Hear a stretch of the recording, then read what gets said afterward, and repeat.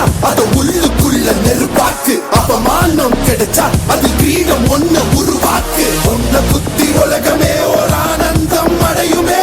திருப்பி அடிக்கும் போதுதான் யாரு நீன்னு புரியுமே.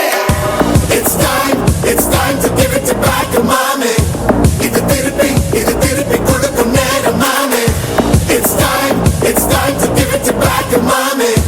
இது திருப்பி கொடுக்கும் நேரம் மாமே.